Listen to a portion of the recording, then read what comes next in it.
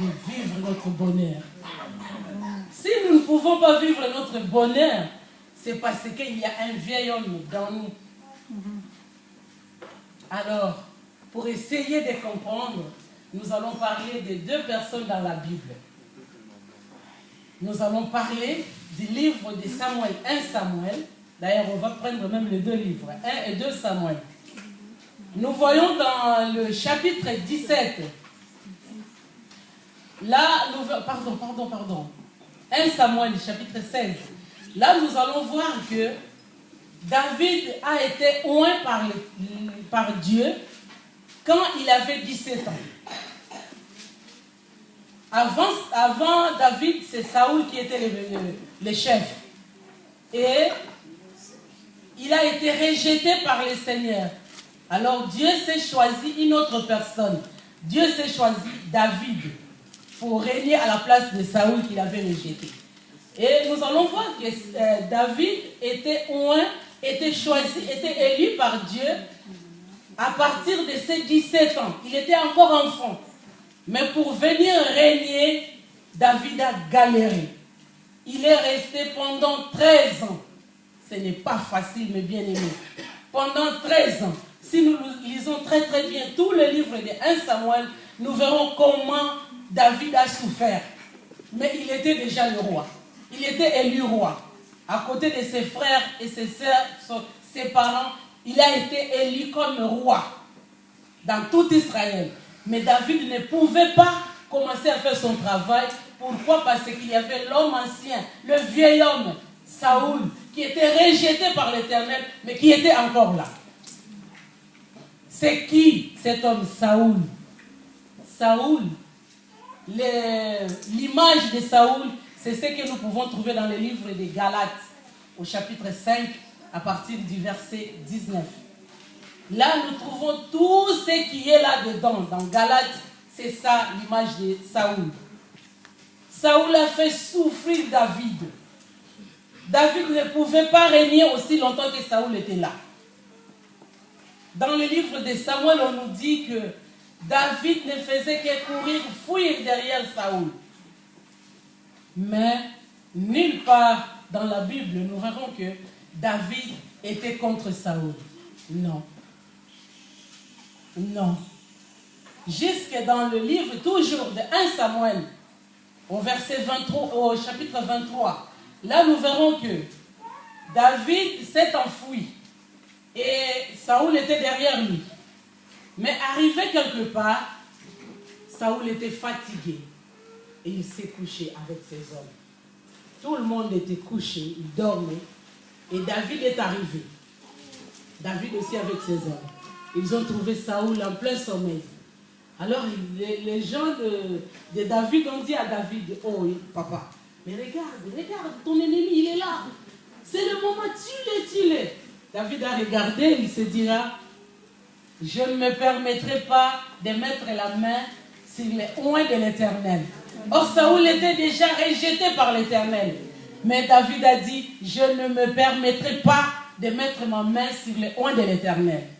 Qu'est-ce qu'il a fait? Il a coupé juste le pan de sa robe. Mais son cœur commençait à trembler. Il s'est dit, oh mon Dieu, j'ai mal fait. Je ne pouvais pas le faire. Il fallait que je le parle. Et on continue dans le chapitre 24. Là, nous trouverons encore une fois. Quand il est arrivé à couper le pan de la robe de Saoul, après, Saoul s'est réveillé et David l'a appelé et lui dit, regarde, si j'avais envie de te tuer, regarde le pan de ta robe, je l'ai moi, mais je ne t'ai rien fait. Et lui, Saoul, comme il était malin, il y avait la haine dans Saoul, il y avait la jalousie dans le cœur de Saoul, il y avait tout, vraiment tout le monde que nous pouvons savoir dans le cœur de Saoul. Alors, il a commencé à faire comme si il avait besoin de David. Il se disait, ah non, David, s'il te plaît, tu peux venir, tu sais, c'est toi qui es la bonne personne. David, il y a ci, il y a ça. Mais David ne s'est pas rapproché de Saoul. Il a continué à partir. Dans le chapitre 24, là nous verrons encore une fois Saoul qui était là, qui poursuivait David. Dans sa poursuite, il s'est fatigué encore, il s'est endormi. Et David est arrivé encore une fois, il a épargné. Il a épargné pour une deuxième fois. Bien-aimé, si tu es là ce matin, c'est parce que le Seigneur veut te dire quelque chose. Ce n'est pas pour rien. Ça fait presque un mois. On ne répète que la même chose. Si vous avez essayé de voir, avec notre frère Emma, le 16 février, il nous a parlé de la différence entre le monde et l'Église.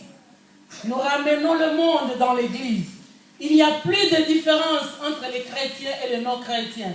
Nous faisons tout ce que les païens font. Et d'ailleurs, il y a d'autres choses que les païens ont plus d'amour que nous, les chrétiens. Alors, le Seigneur continue à parler de la même sorte. Les dimanches, le mardi, pendant les retraites, le dimanche passé, mardi, mercredi dans les cellules de maison. C'est toujours la même chose qu'on nous parle. Toujours, on nous demande de détruire, d'enlever le vieil homme qui est en nous, d'enlever le corps charnel qui est encore en nous, de tuer Saoul qui est en nous et qui nous empêche de régner. Dieu nous a donné ce pouvoir de régner. Les jours où nous avons été baptisés, c'est ces jours-là où la voix s'est fait entendre. Celui-ci, c'est mon fils, c'est ma fille bien-aimée. Nous avons eu le pouvoir de vivre dans ce monde, de régner dans ce monde. Mais jusqu'aujourd'hui, nous n'arrivons toujours pas à faire ce que nous devons faire. Pourquoi? Parce que Saoul est encore là. Saoul est encore dans notre vie. Saoul est là. Saoul nous empêche de vivre. Saoul nous empêche de régner. Saoul nous empêche de vivre notre bonheur. Et ce matin, le Seigneur nous parle encore une fois d'enlever Saoul dans notre vie, de tuer ce vieil homme. Il n'a plus de place. Dieu l'a rejeté. Dieu l'a rejeté. Dieu n'aime plus Saoul. Dieu ne veut plus rien avoir de Saoul. C'est toi, David. C'est toi. Le jour de ton baptême, tu es devenu une nouvelle personne. Et tout le vieil autre chose qui était en toi était resté vain. Mais pourquoi? Pourquoi nous continuons toujours à aller demander secours à ce vieil homme? Et ça ne choisit pas de figure. Ça ne choisit pas de personne. Comme je peux vous donner un exemple d'un bon pasteur. S'il se lève pour prêcher et s'il commence à prier, il y a même des morts qui se réveillent, qui ressuscitent. Quand il prie, les malades sont guéris.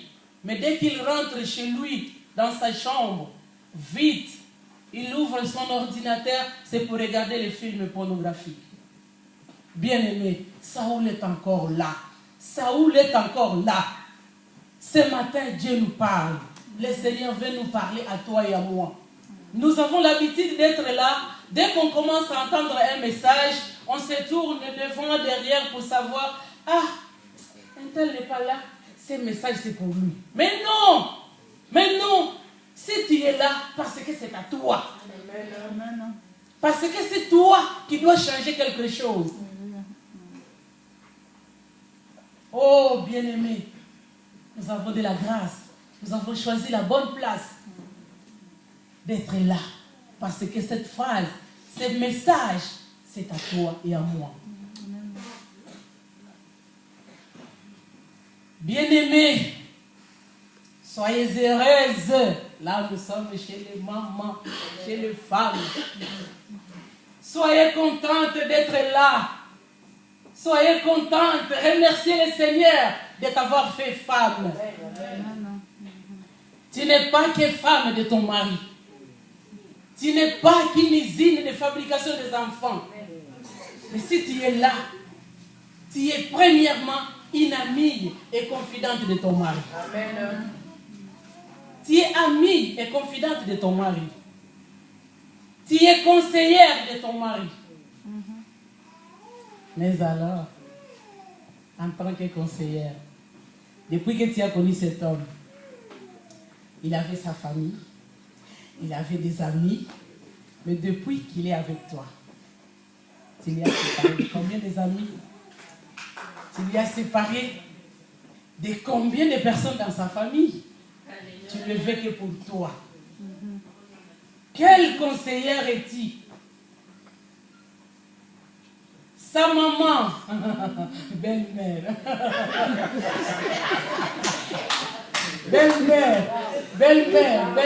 belle-mère. Sa maman est devenue ton ennemi. Sa maman est devenue ton ennemi. Et la chose que tu oublies, toi aussi demain tu seras belle-mère.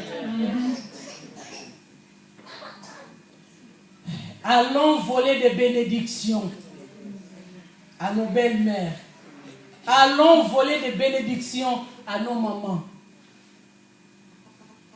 Chacune de mamans ici présentes, même ceux qui sont dehors, a souffert pour avoir gardé son enfant pendant 9 mois dans sa grossesse, pendant 9 mois dans ses entrailles. Elle a souffert pour avoir cet enfant. Et aujourd'hui, cette maman a gardé son enfant. Il y avait des jours et des nuits où elle ne pouvait pas dormir. Pourquoi? Parce que son enfant était malade. Elle a souffert. Son ventre est déformé, son corps est déformé. Aujourd'hui, on commence à aller chercher des tisanes amincissantes. On cherche à faire des exercices pour essayer de retrouver la forme à cause de cet enfant-là. Mais aujourd'hui, tu vois que non. Ta maman là, ta mère, non, je l'ai vue en songe. Et puis, toi aussi, tu es là. Ah bon? Oui, mais ta maman, tu sais qu'elle ne m'aime pas. Ta maman. C'est que moi, je commence à comprendre. Ta maman, non, tu sais, ta maman. Non. Cherchons à aller voler des bénédictions. Lui-même, son enfant, il n'est pas là. Prends ton téléphone. Appelle ta belle-mère. Dis-lui les bonnes choses. Bénis ta belle-mère et tu seras béni. Amen. Bénis ta belle-mère et tu seras béni. Amen. Il y a une grande joie à une maman qui ne s'attend même pas. Elle est là, dans sa cuisine, elle fait ce qu'elle est en train de faire, et tout d'un coup, il y a la porte qui sonne. Elle s'en va voir. Oh, c'est son enfant. Oh, maman, oh, quelle surprise, quelle joie. Oh, mon enfant, soyez la bienvenue, soyez le bienvenu. C'est son beau-fils ou bien sa belle-fille qui arrive.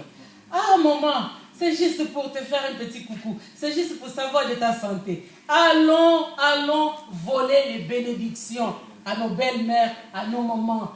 Allons. Parce que la maman là qui a gardé son enfant pendant plusieurs mois dans son ventre, si elle touche son ventre pour maudire cet enfant-là, vous êtes tous maudits. Mais si elle touche son ventre pour bénir son enfant, vous serez tous aussi bénis. Amen. Quelle conseillère est-il? Dans la Bible, le livre de un roi,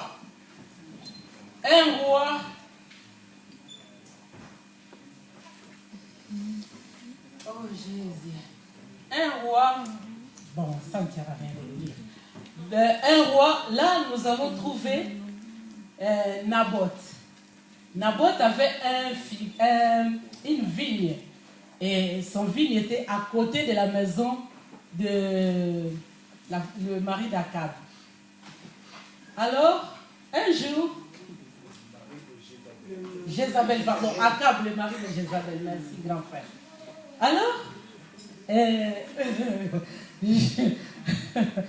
Jézabel est allée vers Naboth pour lui demander sa vigne. Il dit, écoute, donne-moi ta vigne et puis si tu veux, je te donnerai un autre terrain où tu vas faire un autre. Parce que comme ta vigne est à côté de ma maison, je vais faire un jardin potager là. Sinon, je peux te le payer en argent. Naboth qui regarde, il dit, oh, l'Éternel est vivant. Je ne peux pas donner ce qui est à l'Éternel à un circoncis. Alors, Jézabel qui rentre chez lui, fatigué, vraiment attristé, il arrive chez lui à la maison, il y a sa femme qui regarde Akab, qui regarde son mari. Il dit, chérie,